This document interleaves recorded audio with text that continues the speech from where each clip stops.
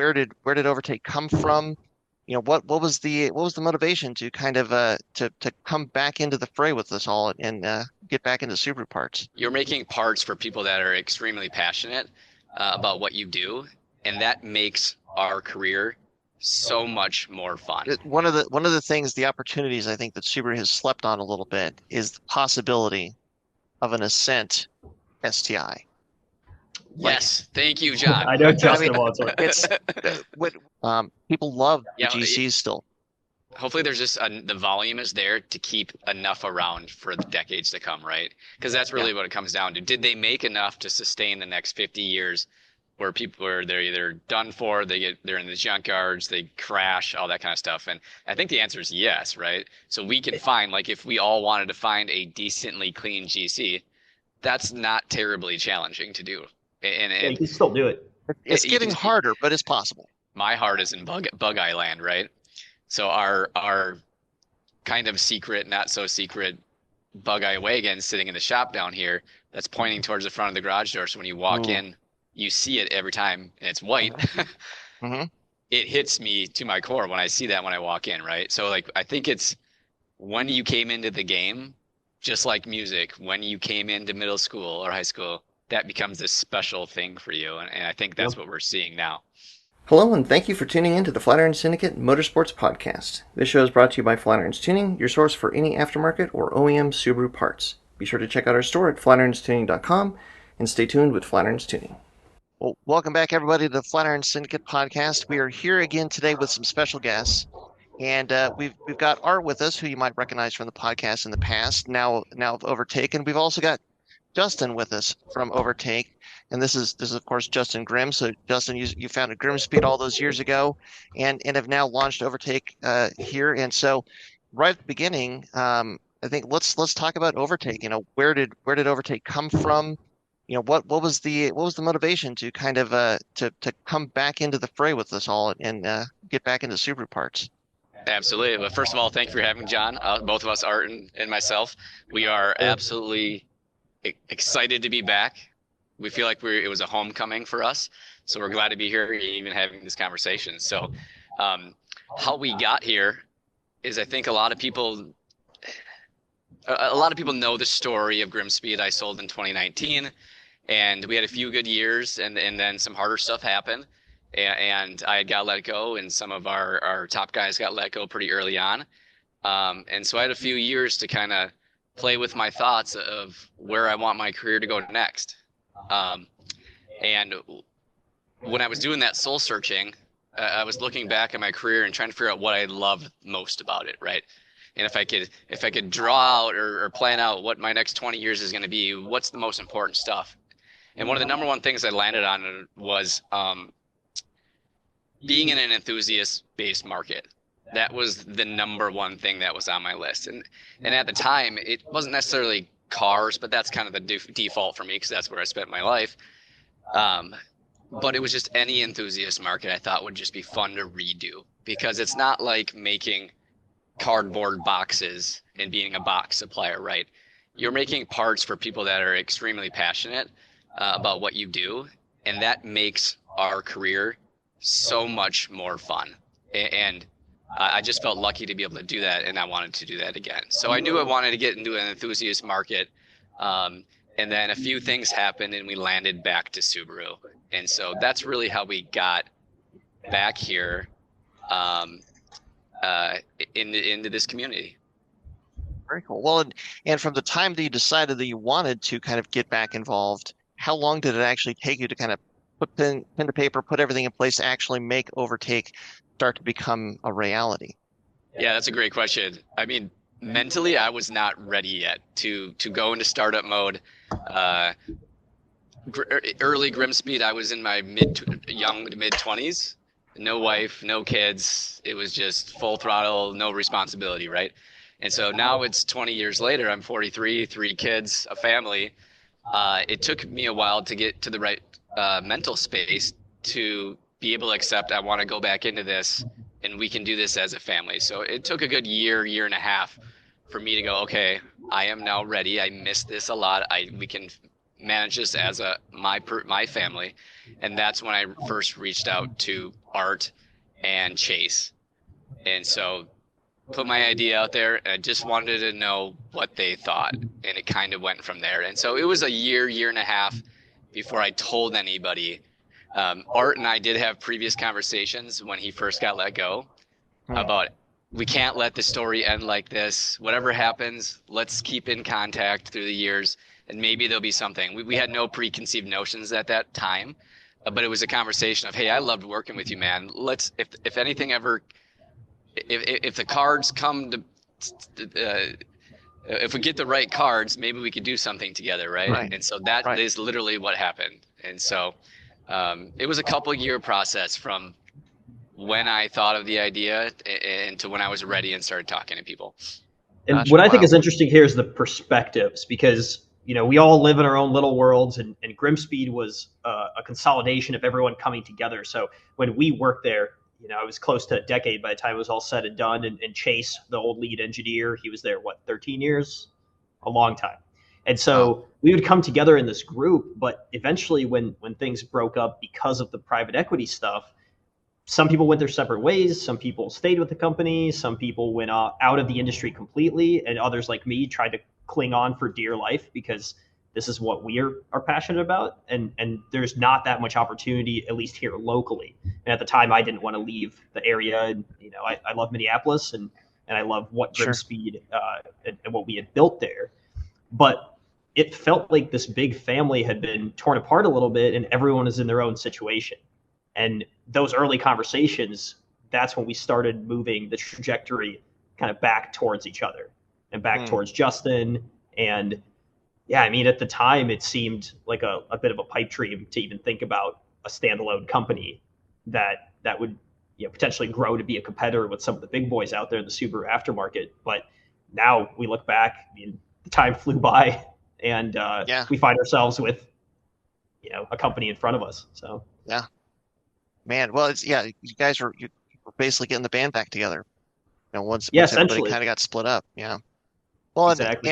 And the best part I was going to say is getting the best pieces of the band back together. If you had a band of 30 people and you could only bring back 3 or 5 or 10 or however many of them, you'd get the superstars.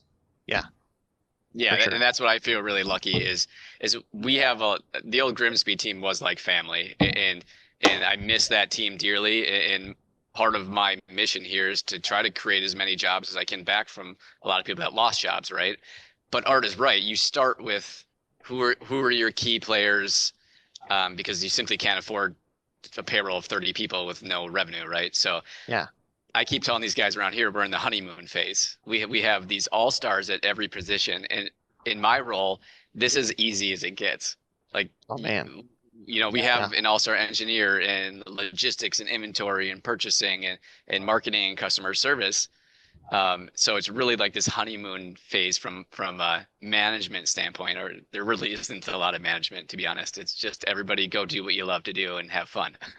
That sounds pretty awesome. I mean, was it as hard as it was launching GrimmSpeed? Was it easier? I'm guessing you must have learned a lot of lessons in launching GrimmSpeed that you could apply to now launching Overtake. I keep getting shocked by like the foundation we set is pretty incredible. Like every department, whether it's the website or it's the inventory or it's finance or whatever, the sponsorship programs, all that stuff. Having 20 years experience and be able to do everything just exactly how we want it and take all the lessons we learned from the very beginning, it is a really cool feeling to be sitting on this foundation that we built. And it's fun.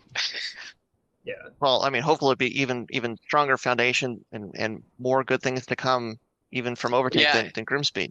Yeah, and the biggest difference is the speed at which we did everything. So with GrimmSpeed, it was just me, and the first 2 employees, which I had hired after about 6 months, they were working just kind of part-time in their garage, doing pouring and polishing with me.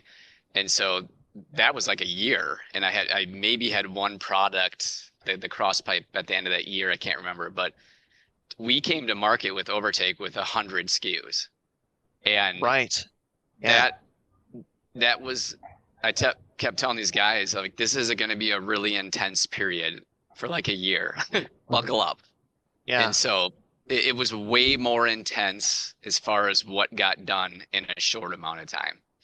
Well, you got to remember, speaking from the marketing sales perspective, for 100 SKUs, let's say you have to set up a website, you have to have pictures of every single thing. So if you have 5 pictures of each product, well, you had to take 500, which means you need camera equipment, you need lighting, you need to be able to, Photoshop these images to look good. So you have all these pieces. It starts from, oh, we got a product, but there's about 20 other things you need to do around that product.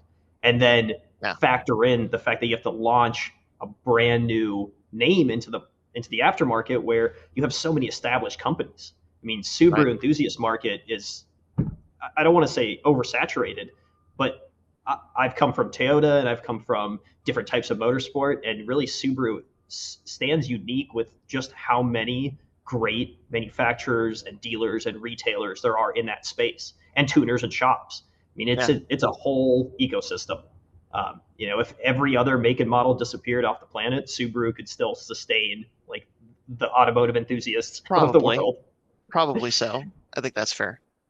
And I think, Justin, that's probably something that you could touch on, is why you felt the confidence to enter. I was the first biggest critic to say, whoa, you want to get into the Subaru space this late on with companies like GrimmSpeed and Cobb and Perrin that have been established for decades? Isn't that crazy? But what was your mentality? Yes, I had that fear because everybody's telling me it's not the same as it used to be. Companies are getting bought up left and right, and it's this negative thing. And Subaru's kind of shit in the bed, right, with the models and the changes and getting rid of the STI and just the look of the VB. A lot of people, it's a love-hate thing, more hate, but apparently for aesthetically, I think the platform is really awesome, the VB platform. But yes, that was certainly a risk that was completely offset by the market. Even if it goes to half of what it was, let's just say the market as far as sales volume per year for the WRX, right? We're all kind of freaking out about that. We have 20 years worth of generational enthusiast models here. And so I reconciled that with, if they stop making the WRX in 3 years, I want to support those 20 years or the 25 years or whatever it is worth of WRXs or enthusiast models in the Subaru. And I'm going to do that. And maybe we never get to the size that Perrin, GrimmSpeed, Cobb got to, but that's fine. Like, this is our home. We have a lot of friends in the industry, right? So a lot of our buddies dealers that we've worked with for almost 20 years, like, those are friends that we've made. And I missed all of that. So to me, the lack of potential, which I still think there's a lot of potential, but the risk of Subaru making decisions that hurt the enthusiast market didn't outweigh missing this community and wanting to be working with the people that we worked with for so long. So yeah, it is a weird environment right now. There's a couple signs of hope that I kind of cling to, but one of them is the fact that Subaru is still participating in rally, because as long as they're out there competing and participating in that way, like even here in the ARA, it means that there's some slice of Subaru that still appreciates what these cars can do, the enthusiast base, the fact that there's a lot of the Subaru enthusiasts that really want to see Subarus out there going fast on dirt, competing some way somehow. So like it to me, if they're still doing that, they've got to be aware of how important that is to the people that follow the brand, so that they've got to keep giving us a car that hopefully we can get excited about and keep tinkering with. And along those lines, here's a hot take. I think Subaru's a little scared of what they've created, because they've created a monster. They know that the minute they pull any enthusiast models off, they're going to have pitchforks and torches at their facility, because there's so many enthusiasts out there. For the average person that drives a Subaru, when you go drive on the highway, they're everywhere, right? But the people modifying and making them unique are so entrenched into that world that you start taking it away and they take it personally. I know I did when it came to Foresters. I know there was a big thing with the STI getting dropped. People really felt slighted. And so I think, hopefully anyway, Subaru recognizes that and they don't want to mess with, a lot of their enthusiast base by doing too many weird things. Yeah, I mean, we've heard the Subaru America the CEO, president speak on this a little bit. They understand what the WRX is.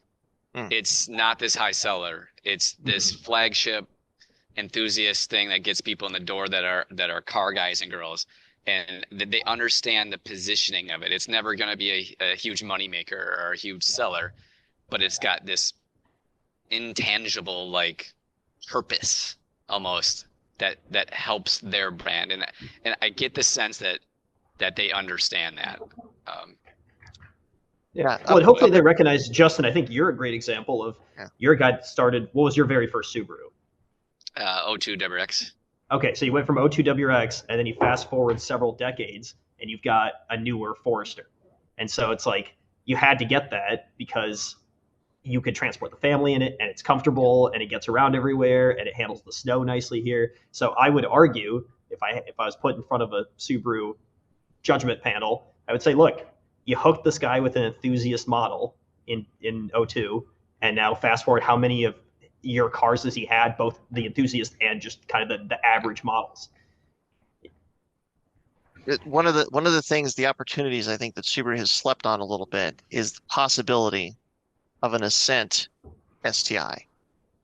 Yes, thank you, John. I know Justin wants one. It's when the Ascent got announced that it was going to have the turbocharged engine, that it wasn't going to have just a 3.6 or something like that in it. I had like a handful of people that I've been in the Subaru game with for years that like yourself now have families and all that. And they're like, is it going to have an STI transmission? Is it going to be fun? Like it's big, it's the size that I need, but is it going to be a fun car? And they've gone down the CVT path. We don't have to rehash that, but it's just like, man, if they would build something like that is tweaked a little bit more to appeal to the tuner inside all of us, I think there'd be an even bigger market for that car than there is.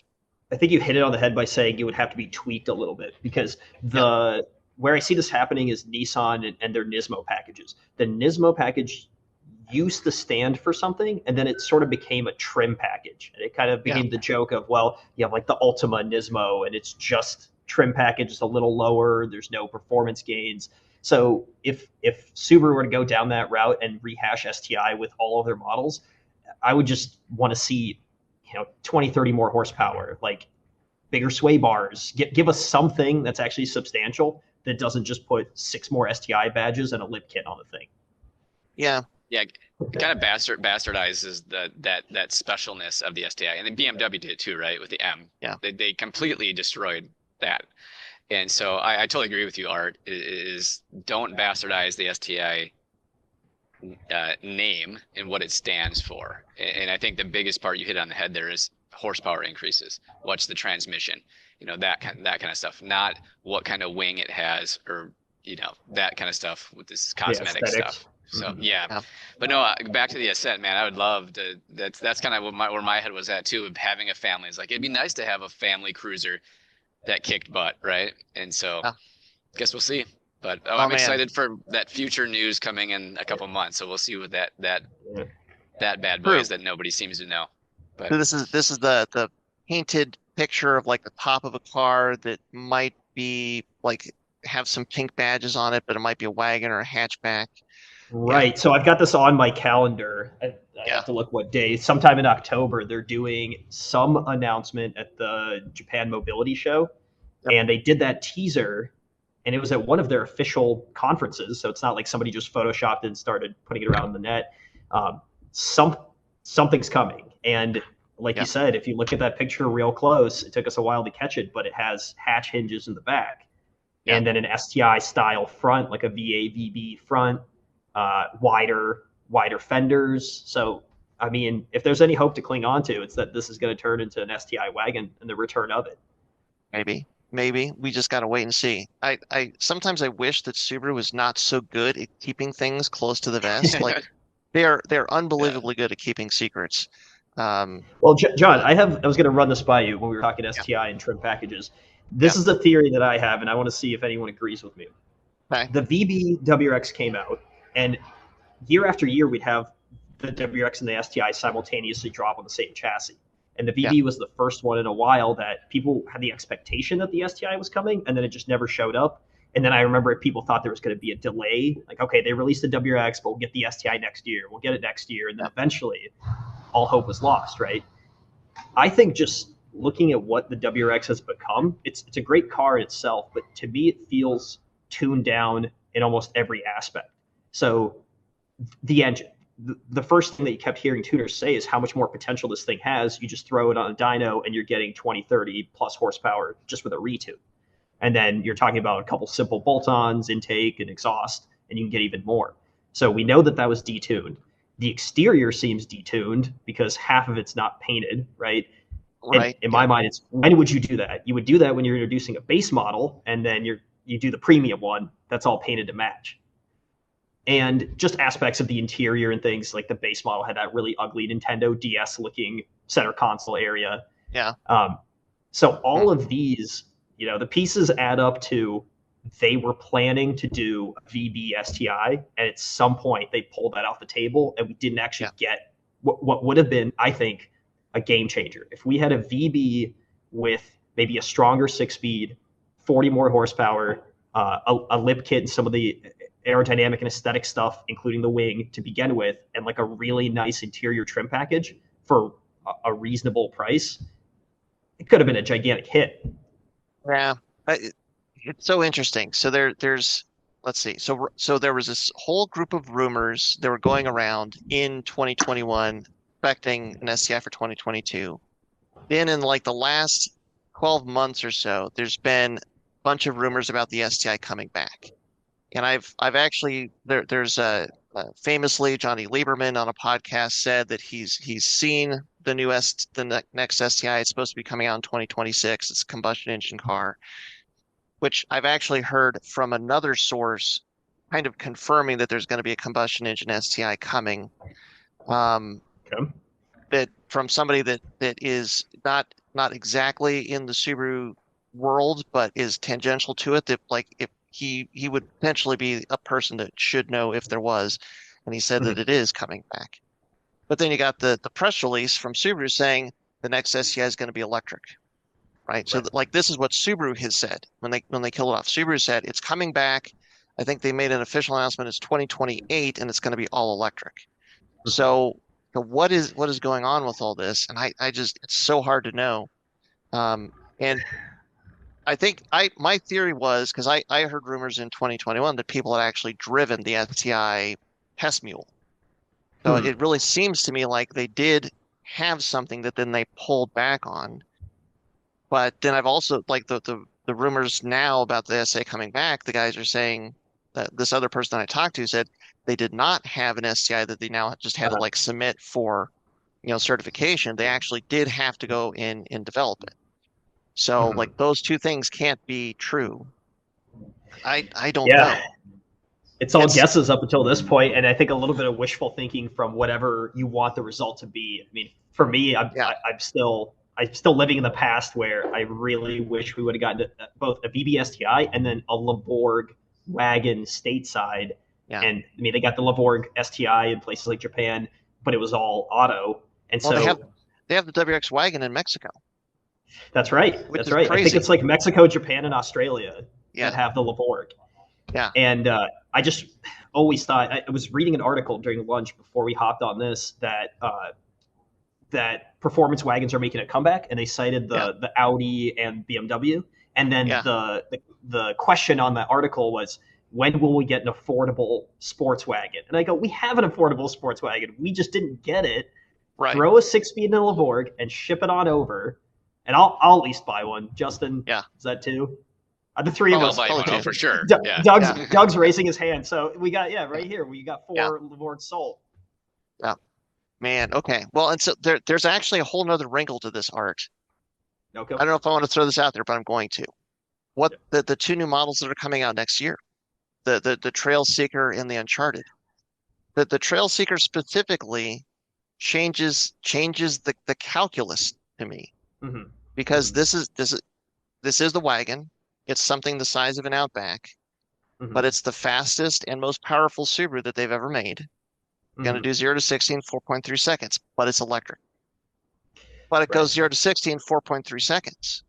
And like this to me, I think this is a positive because it means that Subaru is seeing that people want vehicles that have that level of performance. And I still can't wrap my head around why they're putting that level of performance in that package.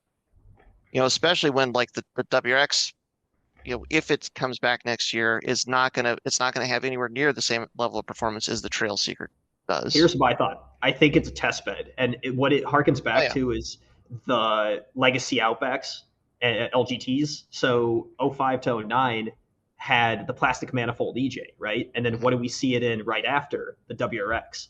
And so you had a lot of people that were saying that was really the test bed for that engine, for them to feel confident in putting it into the sports, kind of the official sports model. And I could see everything, all the pieces we've just been talking about. Maybe they do have a combustion hatchback STI lined up as a release for the next 2 to 3 to 4 years. And then right after, I think nobody would be surprised to hear that a full electric STI is coming, and what drivetrain and motor would it have from the Trail Seeker. And so I think it's a bit of a test bed for like 4 years from now. The STI is just going to get it with 500 horsepower, and it's going to be 80 grand, and it'll be a whole different beast at that point. Subaru likes to test things in cars that they know like are not going to be used as much, like a Forester. Like this is why they tested like the front turbo F8, was it F820F, and the Forester first, then it ended up in the VA. They want to put it in something that's not going to be as tunable, so they can get a real world sense of how reliable will this thing be, and then now we'll put it in the tuner platform. Exactly, which gives me kind of nightmares of old GrimmSpeed days, try to troubleshoot fitment problems, because somebody with a legacy, maybe like a 2011 legacy turbo would call, and it would have pieces of this engine and pieces of that engine and this chassis, and you just have to figure out that it's a bit of a Frankenstein project for them. Yeah, I mean it gives me hope that they're because Subaru historically seems like overall power and performance has not been like top of their list except for on the STI. They've always been content in kind of keeping a lid on things except for when it comes to the STI. And then some would argue by the lack of development on the STI that even there, like the want to push the threshold of what they could do from an engineering standpoint, it kind of dwindled in the later years. So now my hope is that this means that they're really kind of looking at power and performance again with maybe I would say a more current perspective, because things are just like modern cars. It's just a whole different ball game compared to what it was 20 years ago, and they're kind of getting with the times a little bit. Hopefully. Absolutely, the VB chassis is a great example of that. It handles so well. Everything's so well put together. I mean, if there was any complaints of the earlier Subarus, the build quality wasn't incredible. Like, there's a reason that people would choose a BMW or an Audi, because when you get in and you drive down the highway, there's no shakes and rattles. But I feel like part of being a Subaru owner pre-15 is you just had to deal with creaky panels, and like after 50,000 miles, this little trim piece would fall off, and that was just part of the game. And I think you don't get that as much with the new models, and they're starting to be compared to some of the nicer luxury stuff. And I mean, pricing's going up, so build quality hopefully is following along with it. And from what I've seen, it is. Yeah, I find that pricing is an interesting thing too. People are that's been a hot topic in the last, say, year or less online, is how expensive these all are. Well, was it a few weeks ago, Art? I'm like, wait a minute. I think I paid 16 grand for a year-old 02 WRX in 2003. Okay, so $16,000 for a used 02 WRX over 20 years ago. If you do that math, these prices are totally in line. And in fact, it's actually like they're not more. Like, it seems like it should be more when you actually do that math. So yes, things keep getting more expensive. But if you look back 20 years ago, what we were spending on new cars or even used cars, it seems like a reasonable asking price given there's a 20-year gap between those two cars. And so, I mean, people are really exploding online about how expensive it is, but honestly, it's in line. If you look at the data, it seems to be in line. Like, so yeah. I think people, it's just something to complain about and freak out about online. But if you actually look at the data, I don't think it's that out of line. So Our brains are slow to change perceptions about cost, because it just, I mean, everything is getting a little bit more expensive, but it's like your grandparents were like, well, back in my day, we'd fill up gas and it was a quarter. But they also walked uphill both ways to school in the snow all year round and all that sort of thing. But you just kind of get latched on. Like it's probably when you go out on your own and you actually start having to like budget for yourself, you can't be reliant on your parents. That's kind of where your perception of like cost gets kind of cemented, and then it's really hard to kind of adjust from that. At least I think you have to consider guess. how much of a complete package something like a VB WRX is compared to a Bug-Eye. If you could, bring a time capsule Bug-Eye here and just go head to head on a track, the VB would walk all over it. And then driving home with your heated seats and your nice audio system and your quiet cabin, like it would just blow the Bug-Eye out of the water. I've wanted to explore this because I've been driving my 03 because I still have my 03 more, and then we've got our VB test car, and like getting back and forth, it's like, okay, this is a Subaru, my 03, because I daily drove that for over a decade. Like I know what that is, and then I get in the VB and it kind of feels like a spaceship. And there's like so many things that it does better. I don't know if the VB like stock for stock would be faster than the Bug-Eye. That make for a good video. Yeah, well, if only I had stock one of either one of these cars anymore. Yeah, it's tough to find with Bug-Eyes. I'm in a stock Bug-Eye. Good luck. Yeah. Yeah, exactly. But I mean, I actually wanted to touch on this earlier when we were talking about what's so special about Subaru, and this is kind of a spiel I've had before, and when people ask me, touch on why you want to come back to the Subaru space, because there's so much variety out there. So I mean, we can start at Bug-Eye, but we can go even further back into GC Imprezas and wagons and the JDM ones that we never got even before that. And if you want to get real wild, back to the old GL wagons. And so Subaru's been around for, with some version of enthusiast model for, I would say, 40 to 45 years, something like that. And so you don't have to choose between the brand new model or last year's model. You can go back 50 years if you want to get real wild with it. And what I really like, I mean, from the manufacturing perspective and owning a company that plays in the space, is that there's so much variety for you to choose to manufacture to, but also for the enthusiast to buy a VB and then feasibly also be able to afford, $2,500 Impreza that they can have some fun with. And then you get the best of both worlds of kind of the rickety, lightweight NA car, and then the modern, up to stuff version of it. And the crazy part is I mean, I think GDs are probably as popular now as they were when they came out. Like there's probably still the same number of people that are excited about building a GD now as 20 years ago when they first landed here. There's still, I mean, we still talk to people that are building up GCs at least a couple times a week, like crazy builds. People love the GCs still. Hopefully there's just the volume is there to keep enough around for the decades to come, right? Because that's really what it comes down to. Did they make enough to sustain the next 50 years where they're either done for, they're in the junkyards, they crash, all that kind of stuff? And I think the answer is yes, right? So we can find, like, if we all wanted to find a decently clean GC, that's not terribly challenging to do. And you can still do it. It's getting harder, but it's possible. Yeah. Yep. So, but here's what I'd argue is I don't even know that it's getting harder. It's just getting slightly more expensive. And what I mean by that is, let's go back in our time machine 15 years ago. If you had $5,000 to spend on a GC, you'd probably find a pretty clean one. $5,000 now won't buy you a very good example. But if you could afford $10,000, you'll probably still get a pretty clean one. If you can afford $15,000 on a GC Impreza, that means you're getting like a very pristine, well-running, low mileage one. And so I don't think there's no part of me that thinks that we won't have access to any enthusiast models, because we've been talking about GC Imprezas and GD WXs and STIs, but what about legacy wagons? What about Foresters and every generation of Forester? So if you clicked away every mainstream enthusiast model from Subaru, you'd still have hundreds of thousands of the not as cool ones to choose from that people would just make cool. Yeah. Let's say the Bug-Eye wagon's relevant to both of us, right? That wasn't historically that cool of a car to be in. I mean, you had the crazy guys modding them out, but really everyone wanted the sedan when I was growing up, which was my second Subaru was a bug-eye sedan. And I remember looking at the wagon going, no chance. I do not want that thing. Now it's one of my favorite body styles. I've only had two Subarus and they're both bug-eye wagons, so I will not weigh in on this one. I'm biased. Yeah, you are. Well, this is the same with me and SG Foresters, right? I grew up right in that pocket where people didn't really want them. Like if you found a manual black interior, low mileage turbo SG Forester, they were always sought after. But the lower end models, people were just throwing them out. And now in the last 5 years, they've really emerged as like one of the coolest modded Subarus that a lot of guys can build.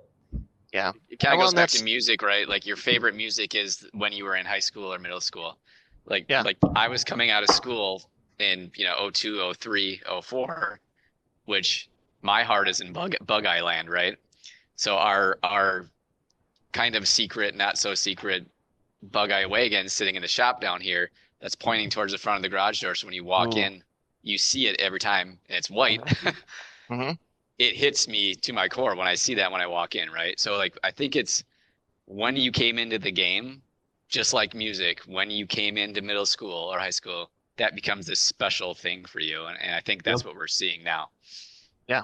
Especially there's a lot of nostalgia for some of these cars. And the cool thing is like the options now are so much better than what they were back then. I mean, I feel like we were using like sticks and rocks to tune these cars 20 years ago, and now we've got like modern like technology that you can implement if you're so inclined. So all right, I gotta ask, because you've got this project car, what are you kind of envisioning? What direction do you want to go with it?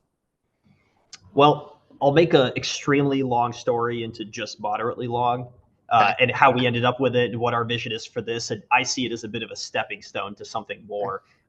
So first and foremost, when we started the business, I mean, all the capital's tied into getting this place going, right? And so we're totally underwater right now, which, as you know, with new small business, it takes years to get profitable. We're trying to fast track that a little bit, but at the end of the day, we're spending more in it than we're making.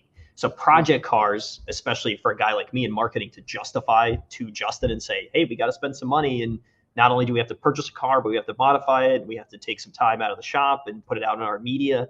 For the marketing's sake, it helps grow our brand. And then from the kind of personal and selfish sake, it gives you something fun to do during the workday that isn't just answering emails and DMs. And so it's a win-win for a company that's already established. And that's why any large company, you go on their YouTube or their Instagram and they have some form of shop car. IAG does their straight line racing stuff. I mean, you guys have your off-road rally car builds and Pikes Peak stuff. So we started thinking, well, how can we start? First of all, we need development cars, right? So you can't really race those. You got to buy new models, VA and VBWRX, which we have hanging out in the shop now. But you have to keep them relatively stock because you're doing engineering and development and production off of them. And so we got those. And then the next step, I mean, there's a list of dream Subarus we'd like to build. But we started thinking, what can we get at a reasonable price? And then just kind of do a grassroots build to the point where, we can mess around with it for 6 months or a year. And then if everything's going well and the company's growing and we have the finances to get to the next model, then we kind of lay that one aside. And so just out of serendipity, I met a guy at a car event, a local event. We started talking, and he said that he was one of the head instructors at a place called Newgate School. And what they do is they take donations of cars, and then they have an automotive school where it's tuition free. Kids can come in and they get a tool set and they get a bench, and basically these cars that get donated in with whatever problem. It might have, a rip in the seat, or it might have an overheating engine. You never know, but it's a tax write-off for the people that donate. And so they'll diagnose, they'll fix, and then they'll auction these cars off. And that's what supplements the free tuition, which is just an awesome system. I mean, I can't speak highly enough of Newgate, because if I could go back in my time machine after high school, I would have called them up and went and learned how to do this at a professional automotive shop for free. So I started talking to him. We toured his facility, and I of course had to ask, do you guys get any cool Subarus through? And he goes, yeah, we get about 5-6 Subarus a month. They go, all right, well, next time there's a WRX or a Turbo Forester, you give me a call. And about 3 weeks later, he sent me an email, and it had pictures of a white bug-eye WRX. And he goes, we just got this one in. Normally, we'd fix these up. It's too rusty for us. The underside was just a little too far gone because they have to be at a certain level to meet auction requirements. Yeah. So it's a one man's trash, one man's treasure type situation. But we went and checked it out.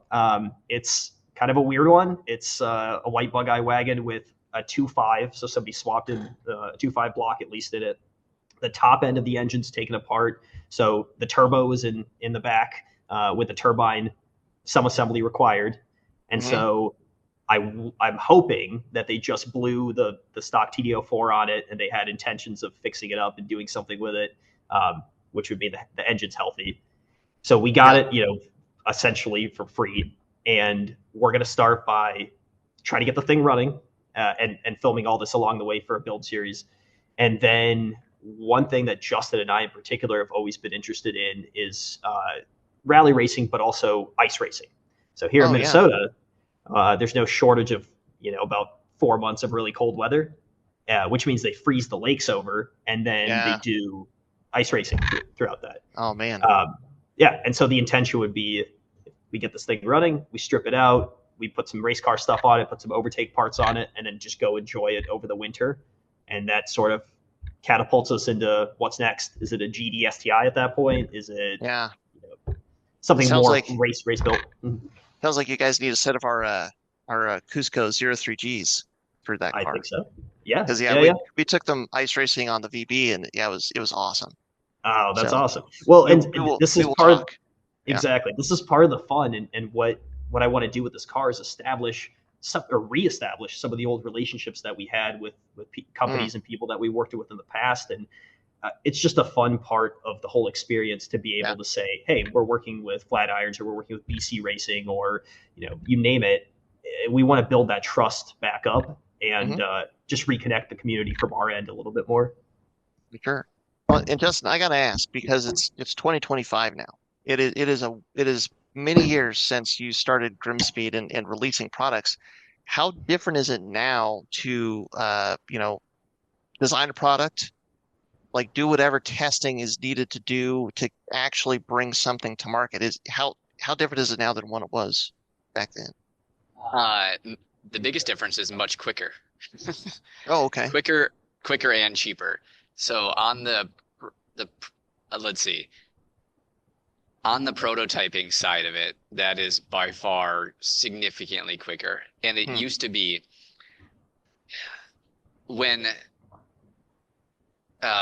laser scanners or any type of 3D scanning that you do, when that first came out, it was really expensive. And we actually at GrimmSpeed bought a used item, and a used ferro arm. And that was still, I feel like, 78,000 for like a really old, 70,000 something. And so that was expensive, right, for a small company to spend that much money. And then it's, to be completely transparent, there's a lot of cardboard back in the day. It's making initial, like the very first steps of just mocking stuff up would be out of cardboard. Like the engineers would literally just, like a little very first rough thing is cardboard. Now the biggest change is the very first thought you have, you draw it and press print on the 3D printer that's sitting across from you. Okay. And so we have the cost of these 3D printers are so much less. I mean, what do we pay for the one we have? It's like $600. Yeah, under 1,000. Under 1,000 for using it commercially, right? So we're making stuff that has to be like the tolerance need to be correct for what we're doing. That's under $1,000. So and the 3D scanners, right? You can get handheld versions for a few $1,000s at under 10,000 for sure. So those two things are much more accessible these days and significantly decrease the prototyping. And what I think a lot of people don't understand with companies that are doing their own engineering and are trying to innovate, even if it's the smallest stuff, like just making little tweaks that are a little bit better than the other options, and not just copying somebody else's product is it takes a really long time. And people don't understand that.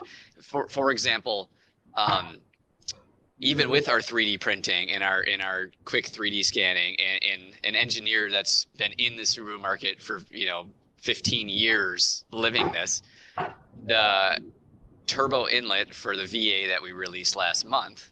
So last month we released at the beginning of August, right? Or it came in July or August. August. Yeah. John, we actually started that back in October.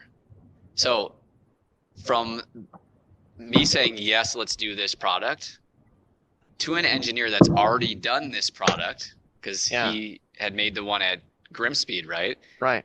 But starting from scratch with, we want to make this product. We know Cobb has one. We know GrimmSpeed has one. Looking at those products, figuring out, okay, what did we learn out of the 10 years that we had the one at GrimmSpeed? What can we tweak? What should we make different? Taking all that knowledge. And if having already made it, it still took, 10 months? Right. Plus? It took 10 months to create a product that we already knew how to make, that we've already made, to go through that whole process again, make sure everything is spot on, and try to do a couple tweaks to it. So I think that's a shock to most people, that how long and how expensive that really is. And it's not like that was Chase's only project for 10 months, but you're talking a lot of money out of a product that's just not even brand new. It's slightly tweaked.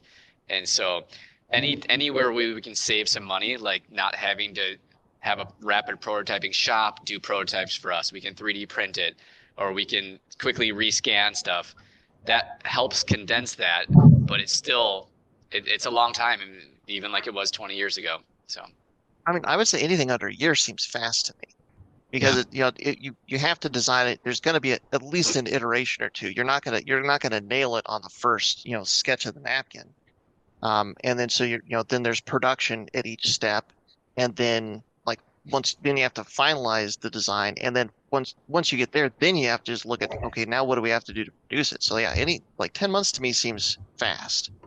Well, and this is where the 3D print stuff is just an absolute game changer, because you might have to send a prototype out to a shop, maybe a fabrication shop, for them to have a sample set out, and it might take 3 weeks to a month to get that, just for you to go, oh, this doesn't fit at all, let's try this again, and then it's another month, and then that one doesn't fit. So 3 months might just to be dedicated to getting the sample in.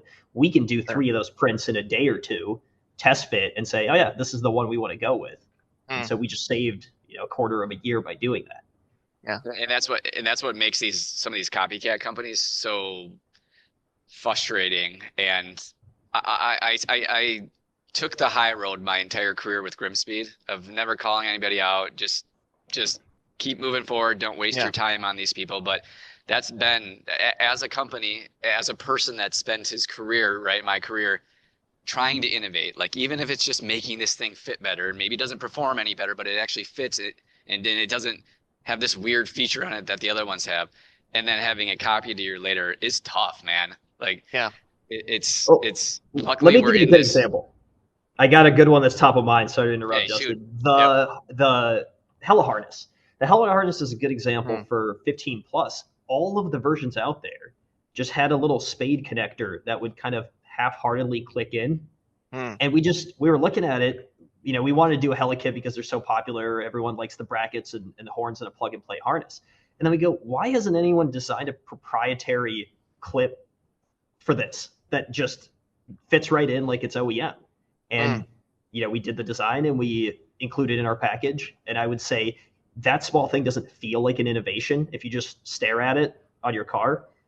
But if you look at what the competitors are offering versus that one piece, like just the idea of having the thought and working with a connector supplier to be able to make a proprietary piece like that, that is innovation in itself.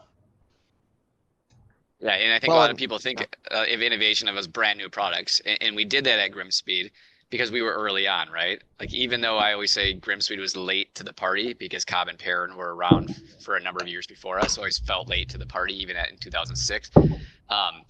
But nowadays, a completely brand new product that nobody's ever seen, after how many aftermarket companies we have in the Subaru community have been working for 20 plus years now, they're all flushed out for the most part. There really isn't a lot of new stuff that you're gonna come with. So But even at GrimmSpeed, it wasn't like every year we were coming up with this product that nobody's ever thought of, right?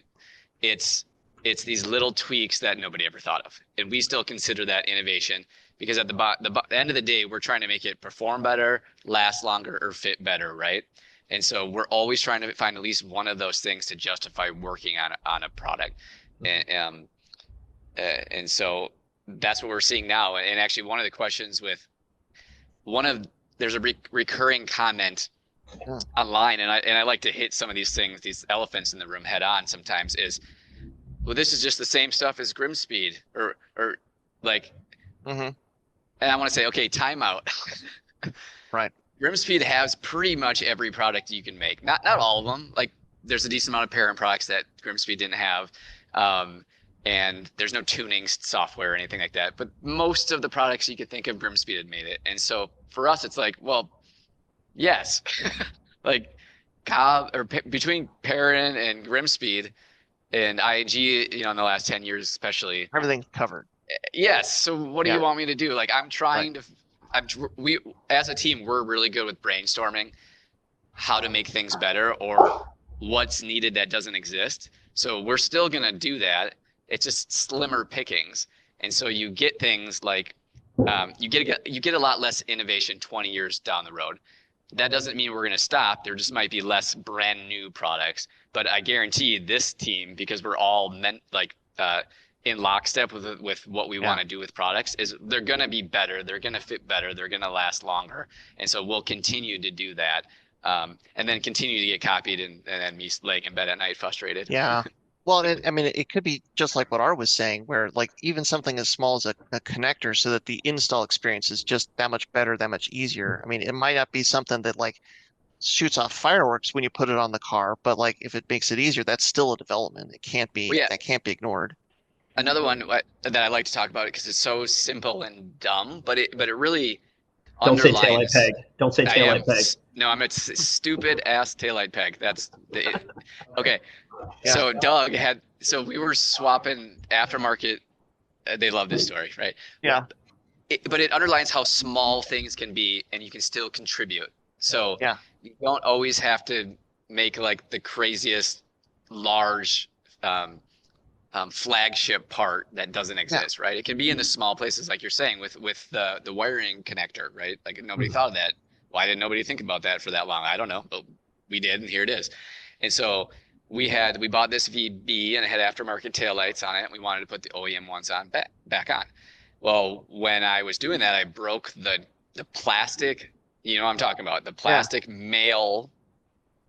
So the newer taillights, instead of having bolts on the backside like GDs and GRs, they have a couple bolts on the front, and then they have these male and female pegs. There's a peg and a receiver, whatever you want to call it. Yeah.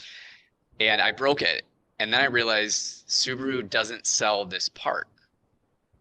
Right. So what are we gonna do? And then Doug had the idea of, why don't we make a metal one? Or why don't we, there's got to be an aftermarket one somewhere. Nope, nothing. Yeah. There's no aftermarket ones. So there's no support from Subaru. You literally have to buy another taillight. And so that's just another good example. And I think the reason why these guys don't like me telling stories is it kind of undermines, it's a really simple thing. And we do tend to do some really complex things. And that's what we've done throughout the last 20 years. But this just really underscores you can still find innovative things 25 years down the road in the community. So that's really fun for us. So for sure. Well, and the thing, it's always been the case, and it doesn't get mentioned as much, and so I'm going to mention it here again, is, when anybody's looking to do business because they have to buy something for their car, consider the brand that you're buying it from, consider the place that you're buying it from, and think about, like, is this company still active in the community and innovating? Is this shop still active in the community and innovating? Because ultimately, like I love having these conversations, but if it wasn't that we have a business that's making money to keep the lights on and the electricity going, we couldn't have these conversations. And so, like, for what you guys are doing, us supporting you by carrying your products, and customers supporting you by buying your products, it helps kind of feed the flames in the furnace of innovation, so you guys can keep doing what you're doing. So I love that you guys have that mindset, and I'm sure that there's a lot of people out there, but it's always good to keep that in mind. when, like, say you break something on your taillight, and you're like, I know that there's somebody that makes a replacement for this, and there's like this brand X that kind of has a quasi reputation, or Overtake, which I know started it. Like, it does matter if you buy the Overtake part. Yeah, and that's a big part of my passion for this is I entered the Subaru community and got immersed in. Well, I bought the car because I liked it, and then I didn't realize I was going to get immersed into this community, right? Mm-hmm. And so that everything I did at GrimmSpeed, the foundation was I love this community, like because I got to experience that being a young kid, and then getting that car that I wanted, and then all of a sudden being welcomed into this group and had so much fun, right? So Mm-hmm. for me, yes, we need to sell products to keep the lights on. We're a business. We need to do that.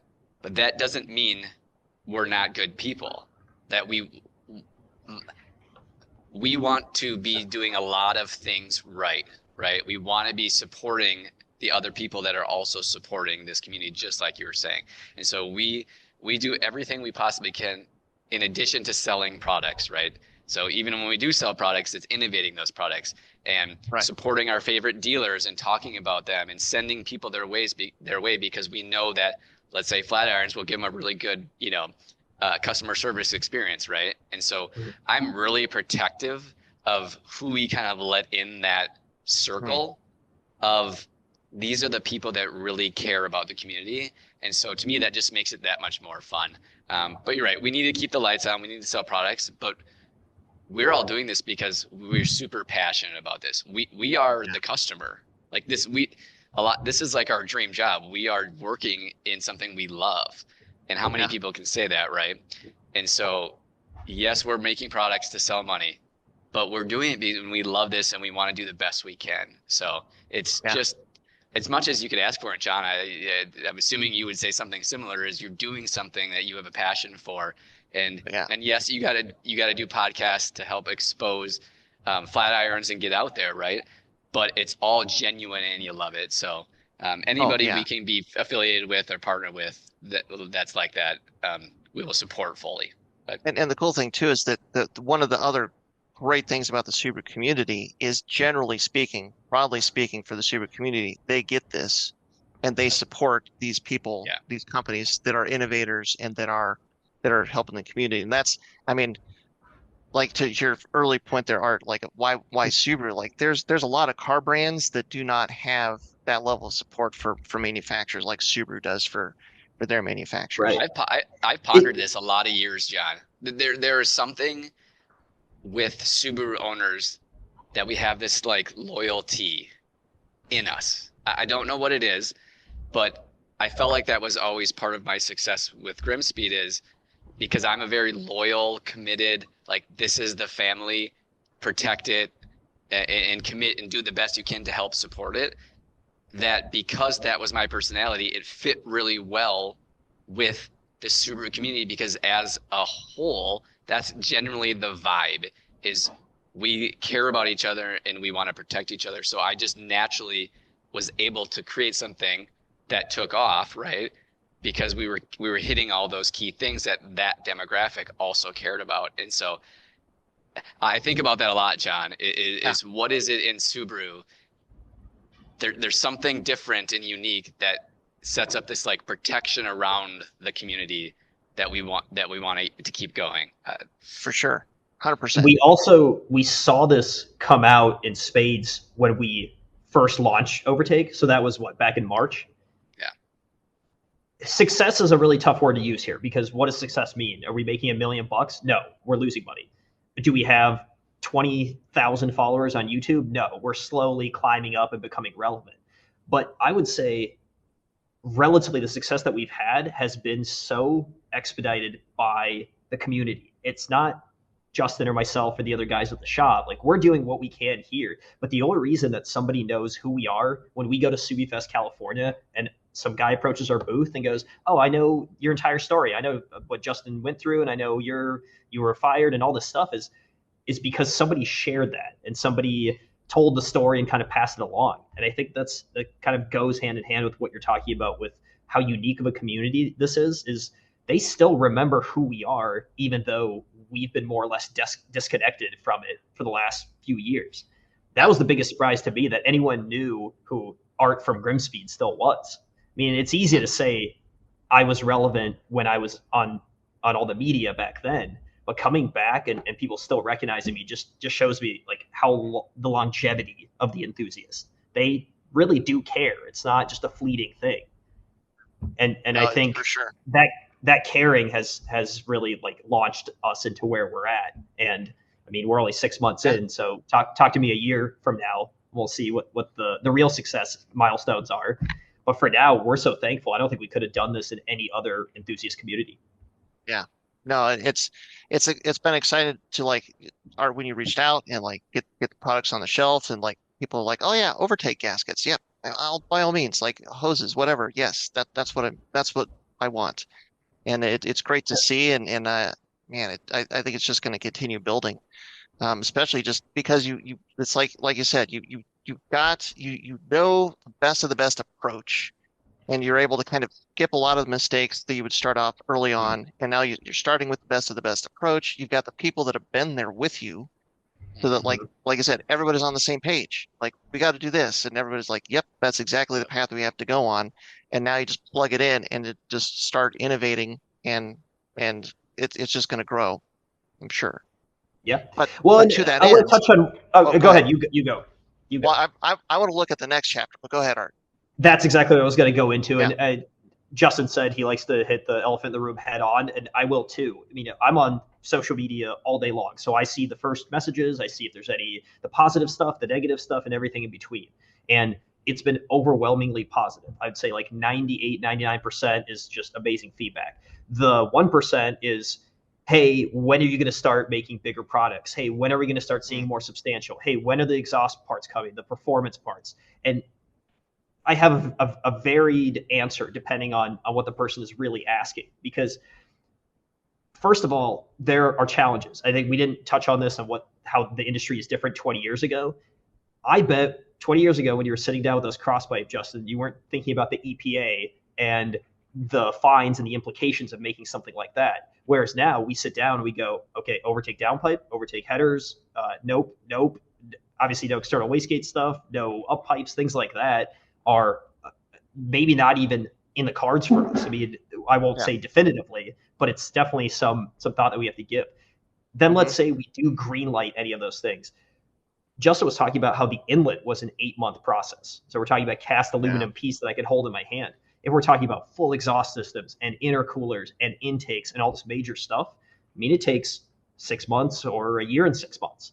And so where I kind of nip the rhetoric in the bud is, we do have a lot of large stuff in development. The stuff that you're seeing now is on the smaller side because by its nature, that's the quickest to develop, engineer, and then get out to the market. And so the tough part is we have to keep the big stuff a secret.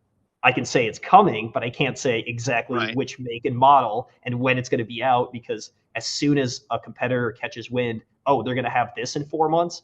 Well, they're either going to make their version of it, or they're going to pump out, or increase the media, whatever, fight back at it. And so we have to walk this tightrope of letting everyone out here know we're doing it. The big stuff's coming. This isn't a taillight peg company, and we're just going to make different versions of that for the rest of our lives. Like, give us a little bit of time, and you'll start seeing the layers form. And from our end, we don't want to see an average order volume of $80, right? We want it to be 180 and 280 and go up, because not only do we need to pay for what's going on here, but we need to grow at some point as well. Well, and for those paying very close attention at home, I want to just highlight here, like for the turbo inlet that you said, Justin, I think you said you started designing that back in October of last year, October of 2024, but you didn't even launch Overtake until March of this year. And then that just came out in August. So 10 months, but like 6 months before you even launched the brand, you started developing this part. So I can only imagine that there's other parts, many other parts likely, that are in the development phases that you just haven't had time to get to the point where they're ready to go to market. Yep. And it's like we're obviously gonna come out with an intake eventually. We've done it for years, and I won't talk about which cars. I mean, eventually all of them, all the most recent generations, of course. But like that one, we spent months, and then we completely abandoned our approach because we decided to mix it up. Like let's do something completely different than what we did at GrimmSpeed. I think the GrimmSpeed intake, along with the ETS, and there's a couple that are really popular. We were just kind of like follow suit with what we done, play it safe. And we know the things that really matter with the intake, but let's change. Let's evolve a bit. And so we're 3, 4, 5 months into it, and we go boom, just basically cancel everything we just did and start over again. And so the stuff's coming. I mean, I think one thing I want to mention too is we created this product development forum. So one thing that's really important to me, I even put it on the homepage of the website, was crowd sourcing. So interacting with the community of what you want to see and legitimately do it, right? Like what are we missing? So the group of us, we've wrenched a lot of years, right? We know the ins and outs of most of the stuff, but we don't know everything, right? So it used to be in the days of NASDAQ, we would post these build threads and they would get really long, and there was an amazing amount of information, and it was really honestly just fun. And so there is this risk of your competitors see it. But to me, it was like usually the products, we were kind of late to the party anyways, because we were working on it for so long, and we're like, oh, yeah, whatever, we'll just throw it out there and they can see it. But I wanted to recreate that here at Overtake. And so since forums aren't around anymore and Facebook isn't a great repository of information, we created a Facebook group. It was the Overtake product development group where we could kind of do this same thing. So if anybody's interested in some of the more engineering heavy products, and sometimes they're lighter, like shift knobs and whatnot, but you can go see that. So John, if you're not on there, go sign up, because I'd love your feedback. Right. Chase is on there. He's monitoring, he's talking to people and getting that feedback. But if any armchair engineers are out there, please join our group. I think it's Overtake product development. Yeah. Mm-hmm. And so anybody can see that, can comment. We like building these products with the community, because really that's how I think we make the best products, is take all of our combined knowledge and then reach out to the community and go, what have we forgotten about, And so I wanted to really mention that for the coming years, that we will be on that crowdsourcing horn. I don't even like that word. It's working with the community to develop these products, and we have this outlet now. It's not as nice, I would say, as NASDAQ. I miss NASDAQ deeply, but you've got it. That's what matters. Yeah. So. Well, and John, one thing I was going to mention, I'll throw you an offer if you ever want to do one of these podcasts with our engineers, Chase and Owen. I think that'd be a really interesting one where you could do more of a deep dive into the technical side, and maybe they can even have products they can actually talk about or release on the podcast. That would be pretty cool to give some. Sure. I like getting into the weeds sometimes. Right. All the time. Almost all the time. Yeah. All right. You and Chase need to talk for 4 hours then on a podcast. Yeah, exactly. That's what it's going to end up. For sure. Well, so I will get into this forum, and so as this goes up, hopefully by this point there will be an image of this Facebook group, because I'm sure that there's a lot of people out there that have good ideas, and getting some of these good ideas and you guys putting it in the hands of people that can actually make it into a reality. Again, that's part of what makes this community so cool. Like that's how all of our cars get better. Right. Yeah. I mean, we even went as far as on our website having a new product idea submission form, and so you can hop on there and literally put in what you think that we should make, and we'll always take those seriously. No matter what the idea is, I would say a majority of the time it's something that's already on the list anyway. Yeah. But that also reinforces the fact that, hey, people want this, so maybe let's move it up on the to-do list a little bit higher. But every once in a while we'll get a really unique idea, and we're not going to necessarily just take it and run with it. We'll communicate with those people, and if it's really substantial, we end up going forward with it. They're going to be the first one to get it in their hands too. Yeah, and I want everybody to know too, anybody that's watching this, if you submit that idea, I actually have it live linked to one of our Google Sheets that we use in our weekly engineering meeting. So it literally is a tab on our development tracker that we talk about in our weekly engineering meeting. So we go through every single one, because sometimes you send those in on websites and you're like, oh, this is going to get lost in 1,000 emails I got today, but every submission that we get through that goes directly to the engineering team and gets talked about on Tuesdays. Very cool. Very cool. Well, the image that is in my head here is an iceberg. And so I'm wondering, can you just give me a rough idea here of like, you see Overtake. Overtake is here, like you said, you launched with 100 SKUs and stuff, but how much of the tip of the iceberg is that compared to what you have like in the queue and then stuff that's in the process of getting in the queue of being produced? So in our development queue, so we have about 100 to 150 products out right now. Yeah, closer to 150 at this point. Yeah. 150. You take away merch and stuff, somewhere in that range. Right now we have 40-ish active projects. So we're actively working on these. Then we have what we call on deck, which we have about 10 more in there. And then we have the rest, which is about 50 more. And so just our current snapshot of now, there's 100 some products sitting there. Wow. And so we have more ideas than we have engineering resources at this point, because engineering is a bit of it's a challenging position to find really good people that for a small company, because they need to wear a lot of hats, and a lot of engineers are really siloed in what they do. For a small business, that doesn't work so well. You need to have engineers that really can go from thought of an idea all the way through to the end. And so right now we're just limited by that. So it's just going to take some time. But as far as tip of the iceberg, I mean,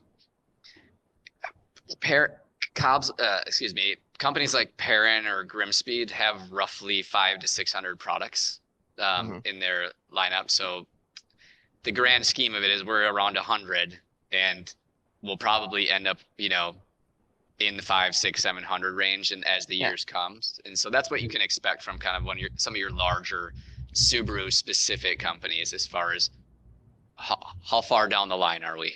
Right. It's coming. I mean, if you've got 50 things in queue, I mean, you're already moving well in the direction of being about halfway to that goal. Yep. So, and a lot of our, emphasis has been on engineering and production development of these parts, and then we're trying to balance that with creating the new business and the marketing and sales and event presence side, right? So we're wearing all of these hats. Chase is as focused as he can be on engineering, but then Owen, who is going kind of back and forth between marketing and engineering, doesn't necessarily have his full attention on that. And so we're going through some of these like growing pains, a bit of an ebb and flow, because with every automotive company, there's car season, right? So whether you're racing or you're going to events, all of a sudden for 5 months, you're inundated with this. And now we're going to be coming up on season closer pretty soon. And all of a sudden we get to breathe a little bit and not spend money on events, because you might have 50 grand invested into travel throughout the year to get out to these things. And then we're saving time by being here at the shop, and we can refresh a little bit and actually get some of these ideas rolling out. And so I think where I'm looking towards in the near term is just things winding down a little bit. Like the company's established, event season is over. We've got a lot of things in queue that are going to be released very soon. I think we're going to be sitting really pretty for early spring, and then just like the emergence of all of it again. Okay. Good. Yeah, all right. Go ahead. I was going to mention SubiFest real quick, that series. We were talking about how the specialness of the Subaru community, right? So before I landed on Subaru with Overtake, I spent months researching all the car markets. There's probably 10 of the most popular community enthusiast-based markets, and nothing was even close. I mean, Jeep was maybe like the second closest. Toyota's up there. Jeep owners are weird, though. Yeah. They're weirdos. You're talking to anyway, I'm not going to dig into that. But there was nothing else like SubiFest. So we have these other there's bigger events nationally, but there's not bigger brand specific events that I found. Like, and unless somebody else knows, let me know. But that is a unique thing with Subaru, that we have these 6 of them with Robert and Kong, and they're giant, and they just add to that what we were talking about earlier is all the different things people can do to make this an awesome community. And I think it's definitely worth mentioning. We talk about it all the time of how awesome and thankful we are that Subi Fest exists, right? Like that series gets us all off our computers, those of us that are sitting behind computers all the time, and out at these large car shows. So I think that's a really important part of our community here. It is important enough to where it was like, okay, we settled on the company name. Let's sign up for Subi. Yeah. It was like within the same week. Wow. Yeah. Very cool. Well, as we're winding down here, I guess maybe the thing that I want to end on is like high in the sky. Like you mentioned project cars. Certainly there's projects that you want to develop. Like if Subaru does come out with a new STI, that'd be amazing. And I'm sure that would be a hotbed of a platform that you'd want to develop parts for. But in terms of going out and doing things, like with maybe project cars, or like you said you want to go ice racing, or maybe even rally racing, like long term, like are there other like venues that you want to kind of get out there and explore, either building a car to go and use it like rally racing or something like that? That's an easy answer for me. I've always been a huge fan of the drift community, and that's always been a bit of a juxtaposition to Subaru. I mean, there's a reason that I have an '04 Forester that's rear-wheel drive converted, because I wanted kind of the best of both worlds. Most people don't do that, right? So Subaru guys tend, for the most part, to stay away from the drift scene. But that all changed with the BRZ FRS 86, right? And so now there's that connection that's been around for a few generations of that car. It sounds like there's a third one coming, and a clear partnership with Toyota. And so to me, I would love to see this grow more into those platforms, see more of the drift stuff going on, our participation in it to some degree. And so, I mean, the rally and ice racing go hand in hand with Subaru. I think drift fits in there as well. And altogether, more motorsport-based enthusiasm as we grow, as we're able to finance it, as we have more enthusiasts here that could maybe run like a race team eventually. So yeah, if I could snap my fingers 5 years from now, we've got a truck and a trailer that's got a big Overtake logo on it, a company car, whether it's a rally car or a drift car, and we got the team going out on weekends and racing. Justin, how about you? Yeah, and on my end was the ice racing. So early on in my Subaru days, the group that we were with, the Minnesota Subaru Club, had one of the guys in there. They owned his family owned a resort up north in northern Minnesota, and we would just ice race for 3 days straight. And it was just the amount of seat time and the fun we had was awesome. And so that's been in the back of my head for a long time. I miss that dearly. And so I think one of us just brought up the idea of, you guys ever want to do any ice racing? And then I think Owen's like, yes, I've been thinking about that too. I'm like, okay, boom. And that's how the idea started. So for me, it's the ice racer, but my mind also goes to just not myself in motorsports. It's supporting people in the community that are in motorsports. That's when you asked that question, that's where my brain went is yes, this is fun. I want to go ice racing in rallycross, and Art wants to go drifting, but I also want to think of ways of supporting grassroots level programs, because there's not a lot of money to be had for grassroots level guys. Your local guy going to the autocross, the local rallycross, that kind of stuff. And so my mind goes to, how do I support these hardcore diehard racers? And that's what we did at GrimmSpeed, and that's what we're doing now at Overtake with the contingency program is I'm trying to do everything I can to help the smallest guys with their hobby, whether it's and with the racers, the number one thing I can do is basically give you free parts because it's expensive, right? You're breaking stuff all the time. And so for me, it's create a contingency program that doesn't just go to the even grid life is getting so big, and like it's smaller than that. Even it's your local, in your town, regional events. And so for me, it's from my vantage point is, how do I support others doing that is kind of where my focus goes. And so we've made our contingency program, the first place at your local autocross is 150 Overtake bucks. And so, yes, we don't have a lot of big parts yet, but as we grow, we'll have those parts. So as you race, I mean, we have guys every weekend sending us the redemptions. Like, I got first place, I got third place, and we get them every weekend, or like on Mondays because people had raced. And so that is a really big thing that we can do to support the racing community, is offer that. And John, there's not hardly any companies doing this, like on this local grassroots of a level. And so we want to be there supporting it because it's part of our community, and I'll continue to make that a priority for the life of Overtake. Very cool. No, I like that a lot. But I wish we could do that. I don't know if we could do that. Yeah. I'll have to think about it. But yeah, being able to support the grassroots efforts. I mean, there's so many Subaru enthusiasts that have, like, they just want to go out and do their autocross, and that's a big deal to them. But yeah, you don't get a lot of eyes on it necessarily. But I mean, there's just so many people out there in the Subaru community doing it. Certainly, anything to help keep that going, that it's going to help us all in the long term.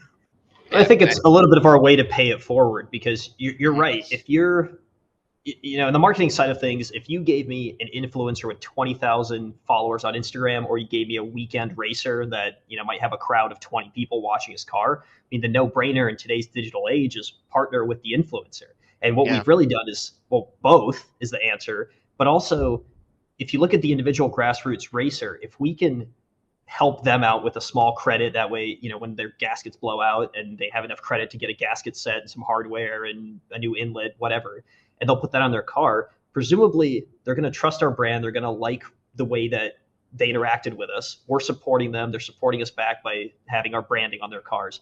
And then eventually, you're probably not dailying the race car that you drive on the weekends. So it stands to reason maybe you have a WRX or a Forester or something on the side, and then you're getting Overtake parts. And so it's sort of layers. And I think that's what this business has always been about, is you don't look at the individual things. You just look at all of the layers that stack up over the months and years. And that's how you become a successful business. They keep the lights on and pay enthusiast employees. And you also genuinely help your fans and your supporters and the enthusiasts. So, I mean, it doesn't get much more win-win than that. Very cool. Yeah, I like it. Well, gentlemen, I've taken up a lot of your time, and I thank you very much for making the time to come on here and have this conversation. I'm sure that everybody listening appreciates it as well, and I really appreciate just what you guys are doing, like taking the reins up again and launching Overtake and diving back into all this mess, and it's very cool to see, and I cannot wait to see what the next product layers are going to be that you guys come out with. Well, we appreciate it as well, John. Yeah, thank you for having us on. I mean, you were one of our early supporters, and you continue to be. And I mean, this relationship has always been great, and I look forward to the things our two companies can do together. And hopefully, we get back for maybe the Engineer podcast in the future, or we check back in a year from now and see if we're doing better, or hopefully not worse. But absolutely better. And keep doing what you're doing too. Your contributions, John, to our community are amazing. I mean, you're on my Facebook popping up all the time. It's you're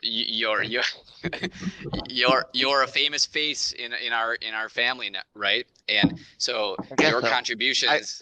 You're welcome, and I apologize. Yes. Yeah. No, but that is precisely what this community is about. Is the Johns of the community who are trying to contribute knowledge to all of us, so we can all do new things and do exciting things. So just want to let you know, we get feedback on comments, and I'm sure you get feedback on comments, but we don't have a lot of talking back to us because we're all sitting behind computers. But keep doing what you're doing. This is awesome. You're contributing a ton to our community, and so thank you for it's a lot of work, we know, and so keep it up. Absolutely, we'll do it. Yeah, it's sometimes a little bit more challenging than others, but yes, there will always be something out there. So awesome. Very cool. Well, thanks, guys. Thanks to everybody at home for watching and your support. And until next time, stay tuned with Flatirons Tuning. Thanks, everyone, for tuning in to the Flatirons Syndicate Motorsports Podcast. Once again, we'd like to let you know that your support is what makes this show possible. Be sure to check out our online store at Flatironstuning.com for any of your aftermarket or OEM Subaru parts needs. And as always, stay tuned with Flatirons Tuning.